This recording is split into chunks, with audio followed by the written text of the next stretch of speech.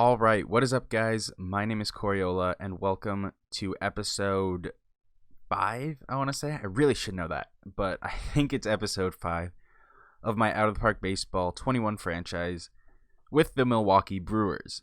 Now, I have owned 6 copies of the Out of the Park franchise. I've put thousands of hours, dozens of different save files, and for the first time playing this game, I can say that I have no idea what's going on.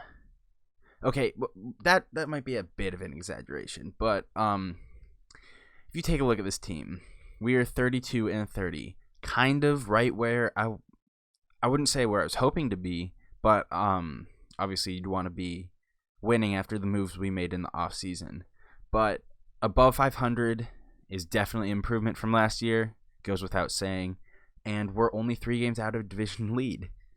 But if you look down at our team stat rankings here, where my mouse is, we have the worst offense in the National League and the second best pitching staff. This is the most egregious reversal of a team's fate that I have seen.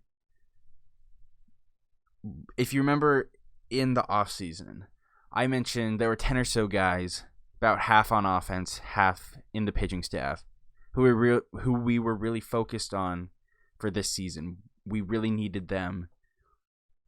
Well, for the batters, we were looking at them to keep their 2020 production and for the pitchers to improve. And for pretty much all of the hitters I mentioned, they have not only regressed, but they have been bad. I wouldn't say all, but a good majority of them. As far as the pitchers go, they've been incredible. I mean, just look at this. Freddie Peralta has a 2.31 ERA. Corbin Burns, 3.04. Brent Suter, 3.78. Brent Suter threw, albeit a combined, but Brent Suter threw a no-hitter this year. That was slightly misleading. He threw 3 innings and then left with an injury, but Brent Suter started a no-hitter this year. Josh Hader, fantastic. Corey Knebel, fantastic. Devin Williams, finally living up to his potential. He's striking out 15 guys per 9 innings. I mean, he's a 3.33 BABIP, and he has a sub-2 ERA. I mean, the pitching staff, after we spent the entire last season just lambasting them, talking about how it was far and away the biggest weakness on the team. Not only that, but then we lost our best pitcher for the season in spring training. And we have been incredible. There's no other way to put it. The rookie Berrigan, 2.55. Just, albeit his BABIP is lower. I hadn't looked at that in detail, but I mean, this team's pitching staff has been unreal. Just look at these ERAs. Matthew Boyd has been our worst pitcher this season, and he's on pace for a 2-win season.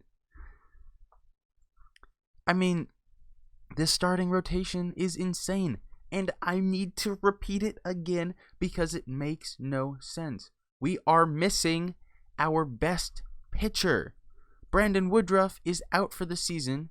He's even progressing on the injured list. I mean, I've seen improvement from the pitching staff, but what makes this so humorous, honestly, is the offense.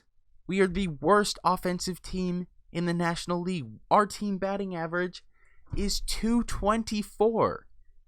That is beyond atrocious.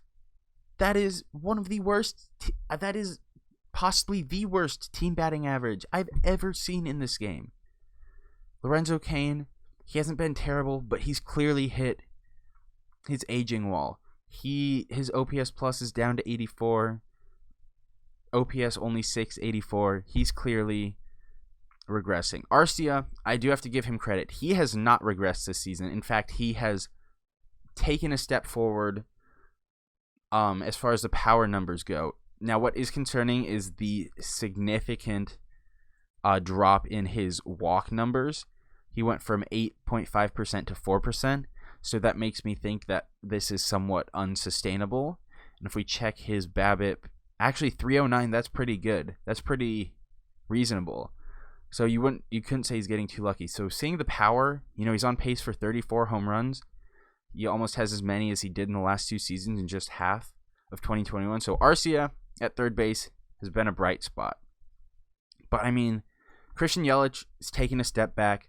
I don't want to say a 4-win season would be disappointing, but for a player of Yelich's stature and to see like this steady regression, albeit the last 2 seasons have been hampered by injuries. This one he's been completely healthy. So that's concerning. Hira, not taking a step forward like we expected him to. He was actually hitting around 250 at the end of April, so he really struggled in May. Hopefully he can turn it around. We're still relying on him to be a really good player. Justin Williams, who we got in a trade, who's actually starting because Danny Sanchez is hurt. Danny Sanchez hasn't been much better. 721 OPS isn't great, but like the batting average isn't good. The on-base numbers aren't good. He is hitting for a lot of power, so there still is some hope there from Sanchez, who we gave a lot of money to. But I mean, he and Williams have both struggled. David Freitas, who missed 3 weeks, he has taken a huge step back from last season, and I'm very disappointed. I had a lot of faith in him. Derek Dietrich, we signed him to a 1-year deal. Abysmal. There's no other way to put it. I think I have to just outright cut him. I mean, no one would someone might take on the contract. It's just a 1-year deal. Maybe if we retained it, that'd be realistic, so I'll see if I can trade him.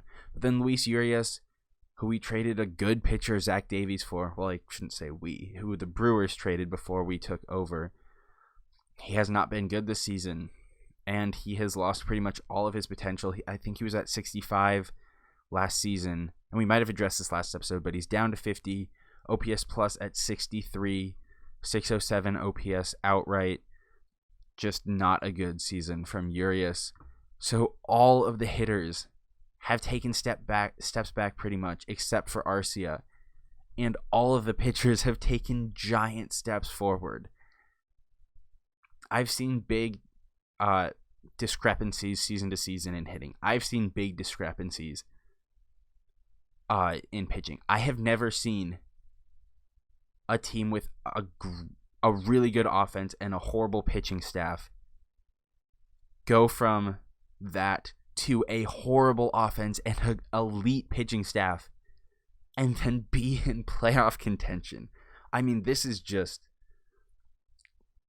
it's unreal. I mean, I haven't checked our Pythagorean win-loss. So we are 2 games better than we're supposed to be. That's not surprising, although we have lost a lot of one-run games. But, I mean, just look at those numbers and tell me you aren't fascinated, honestly, is the best way to put it. I am, even though it's been so weird, I am genuinely loving this because it is so nutty and so completely, unprecedented. Anyway, after that rant is done, but I think it was well worth it. We are here at the first year player draft. And this draft, man, I don't know. It's not good. And I think, that's just because our scout highly favors ability. But I mean, there is nobody in this class that he likes outside of 2 catchers, a third baseman projected to go, number 2 overall? Yeah. So, he doesn't even like Kumar Rocker, who's treated as the closest thing to a surefire prospect as far as I've ever seen. I believe Leaf is projected to go top. Projected to go early, but if he's not, he's definitely someone I want to take a look at. But yeah, he's projected to go 5. As you can see, multiple teams did not sign their first round pick last year. Marlins, obviously. I believe Seattle's is suspect because they had the 6th pick. Do they have another first round pick? It doesn't look like it, so I guess not. But San Diego has 2 first round picks now. But yeah, a lot of teams clearly in the later part of the first round also didn't sign their guys, and so we don't have a 3rd round pick. I don't think we're missing out much. I'm really happy we have Robbie Ray. I didn't dive too deep into his statistics, but he's been phenomenal. I mean, just look at those numbers. 11 strikeouts per 9 inning, 2.5 walks. Just couldn't ask for more out of a guy. We gave him $22 million, so I guess we weren't expecting him to. It's not like we weren't expecting him to be good, is what I'm trying to say. Anyway, a couple of prospects that I'm taking a look at. With our first round pick, it's kind of between 2 shortstops. First is Noah Smith, one of the highest rated players our scout has. The low contact as well as low power really concerns me, which is why I actually prefer Jordan Lawler. He does have low power like Smith, but he does have better contact potential. He doesn't have as good discipline potential. So I think it's really down between these 2 players as far as who our first round pick is going to be. They're both really fast, both really good at defense. Smith wants $8.5 million. I believe Lawler wants $7.5. So yeah. With our second round pick, there are 2 starters I'm looking at. So we're going to take a shortstop and then a starter pretty much set out for us. First is Patrick Wicklander. Our scout does not like him. Shocker. But for a 40 potential, I really like his 4-pitch repertoire. I think his stuff potential could end up being higher. And he's just a really high floor type of guy. He's a college lefty, and he's projected to go the pick after ours. And the other guy I like is Hagen Smith. So kind of the exact opposite. Much higher risk. He's a 17-year-old player. He wants $11 million. I did not know that. But he was fantastic. He struck out 18 guys per 9 innings. Great stuff potential. So I did not know he wanted that much money. Be real, I did not know that. I am intrigued by Mason Bryant, and I want to find out where he's projected to go before we get started. And I'm going to probably miss it, like I did with P.D. Halpin last time. So if anyone sees it, you can know in your heart that I am dumb. So I'd be surprised if he's on the board by our 4th round pick, but man, I wish there was a way you could search the mock. Alright, I guess we're just gonna hope he's on board. Maybe we'll look at him round 2 if I already forgot his name. Great job. Great. I'm just so good. I'm so professional. Wicklander, if Wicklander is off the board. And like I said, he's projected to go the pick after us. So Texas, number 1 overall, Kumar Rocker. Number 2, Brady House to Detroit. Christian Little. Nick Storrs. Judson Fabian, really high. One more. What? There we go. And on the clock is Milwaukee. So we're looking at shortstops. Now, so my question, I guess, I did not notice Josh Hood the first time. I want a high ceiling type of guy at this spot. Last year we took a college guy. He hasn't not panned out yet, I wouldn't say he's been fantastic in the minor leagues. God, I keep finding a lot more guys I'm curious in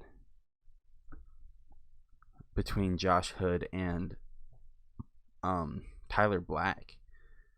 So maybe I will regret not having a 3rd round pick this year. Anyway, I'm on the clock, and I still have no idea what I want to do. Ethan Wilson, college outfielder. The fact that he only hit 285 in college concerns me, and he only hit 15 home runs. Only 15 home runs. He had a really good power numbers. Where's he projected to go? Because you know what? Okay, I said I'm going to take a shortstop. It's going to be a shortstop. Between Lawler and Smith, I do think Lawler has a higher ceiling. His head scout ratings are kind of a toss-up between Smith.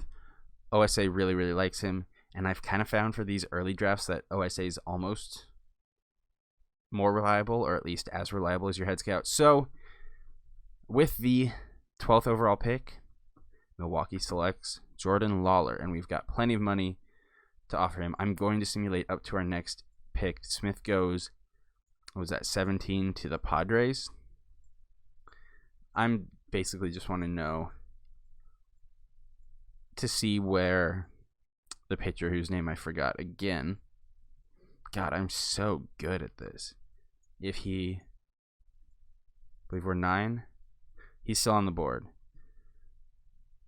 Started with a W. Patrick Wicklander. He's going to be our 2nd round pick. I really, really like his floor. I think at worst he becomes like a Reed Detmers guy who's kind of pushing. Right now it looks like he's going to be around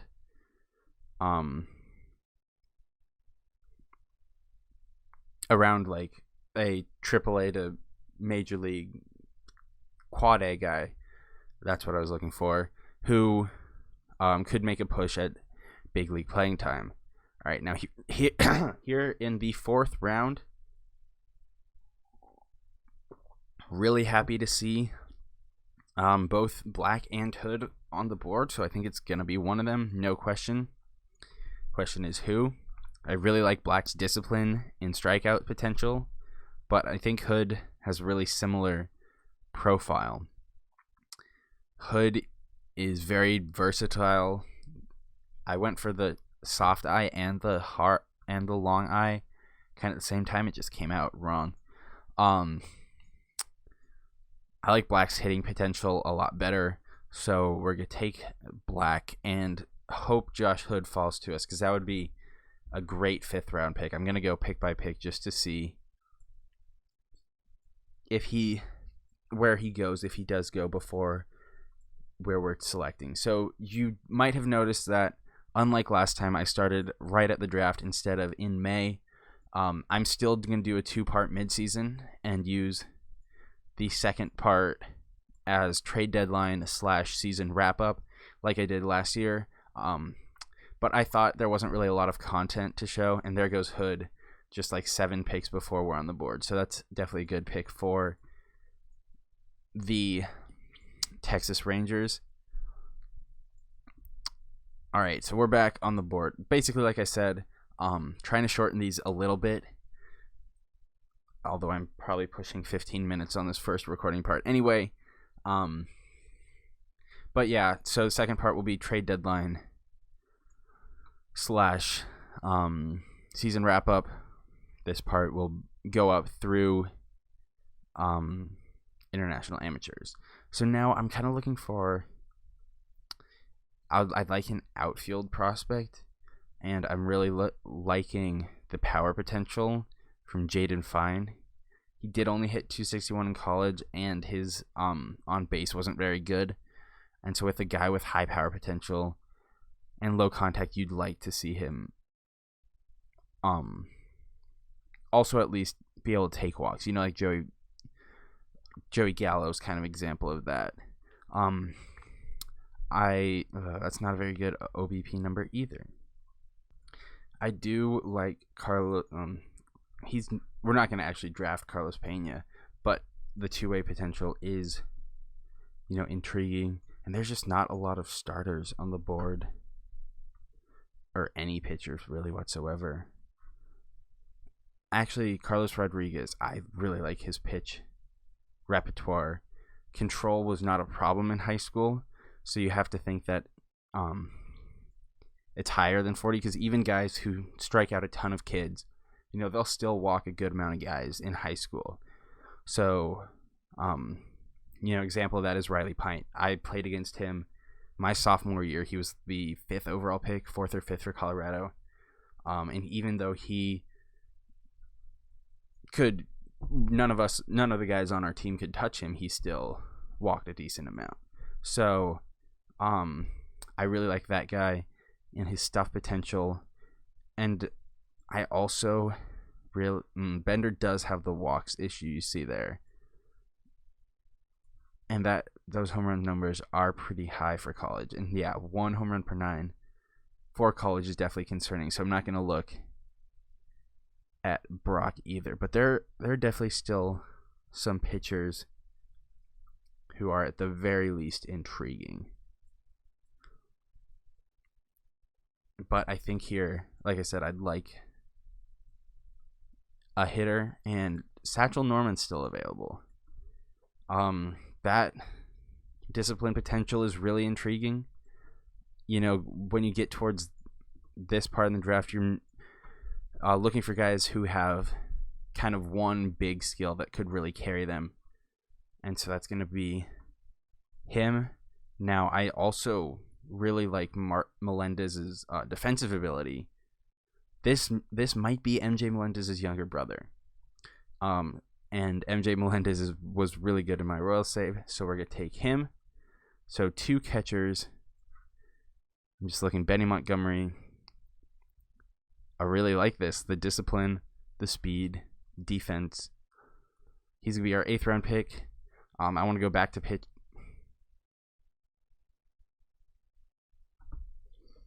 Oh my god, I'm stupid. There were 2 B Montgomerys, and I took the wrong one. So we're not going to sign him, and Benny Montgomery goes by our 9th round pick.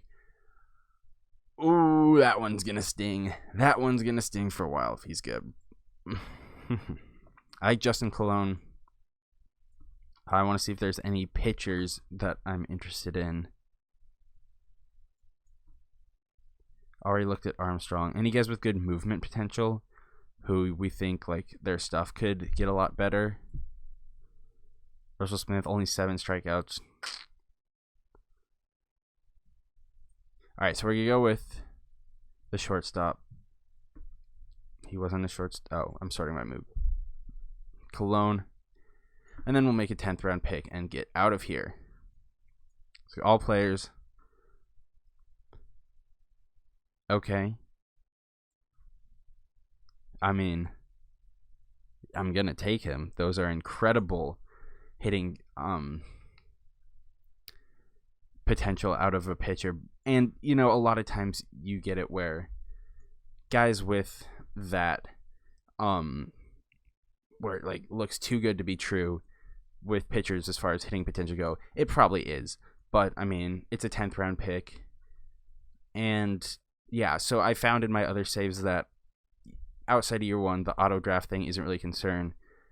As you can see, there are a few guys who got drafted by us that are demanding bonuses that we're probably not going to sign. But other than that, it looks like most of our picks were guys who will enter our minor league system. And yeah, I don't really think any of these guys are worth $500K. So, but we are going to give Rodriguez, Melendez,